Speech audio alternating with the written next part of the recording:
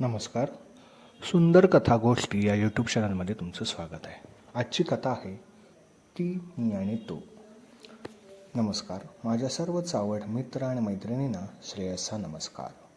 तुम्हाला माझे नाव कळले असेलच. हो, मी श्रेयस. माझे लग्न होऊन पुरेसा 1 आठवडा देखील उलटला नव्हता आणि मला कंपनीकडून 1 महिन्यासाठी बाहेर पाठवण्यात आले होते. आणि आज त्या 1 महिन्यातील शेवटचा दिवस होता. माझे काम संपवून मी घरी निघालो होतो. माझी बायको म्हणजे माझी कॉलेजमधली प्रेयसी मेघा. कॉलेजमध्ये असताना तिच्या हॉस्टेलमुळे आणि तिच्या घरातील कडक शिस्तीमुळे आम्हाला फारशी शारीरिक जवळीक साधता आलेली नव्हती. आज मी तिला वेगळे सरप्राईज देण्याच्या उद्देशाने आवरून बसायला सांगितले. मी घरी पोचलो तेव्हा मेघा तयारच होती. खूप दिवसांच्या ओढीने आम्ही दोघे एकमेकांच्या भाऊपाशात विसावलो. एकमेकांना किस करू लागलो. साधारण 10 मिनिटे आमचे किसिंग चालले असेल. त्यानंतर मी मध्येच थांबवत तिला गाडीत बसायला सांगितले.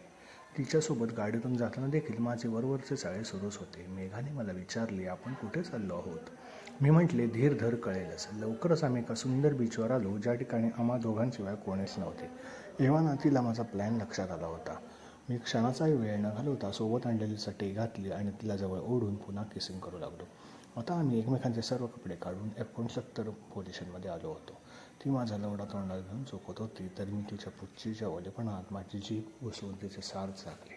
तिचे सर्व रस चाकले तिने आणि मी खूप आनंद घेतला. सलग 15 मिनिटे तिची सुंदर पुच्ची खाल्ल्यानंतर मी माझा लवडा अलगद तिच्या पुच्चीवर ठेवून जोरदार हिसका दिला. तसा तिच्या तोंडून आहा असा जोरदार आवाज आला. माझा लवडा पूर्णपणे तिच्या मऊ आणि घट्ट पुच्चीत घुसला होता. आता मी जोरजोरात कंबर हलवू लागलो. मेघा देखील याचा आनंद घेत होती. सोबत समुद्राच्या लाटांचा आवाज, ती, मी आणि भिजवलेले कांदे हे सर्व होते. मी कंबर हलवत तिला किस करत होतो.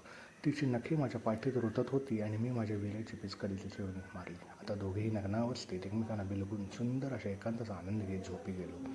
असा होता आमच्या दोघांचा समुद्रकिनाऱ्यावरील सेक्स, जिथे फक्त मी, ती आणि समुद्रकिनाऱ्यावरील एकांत होता.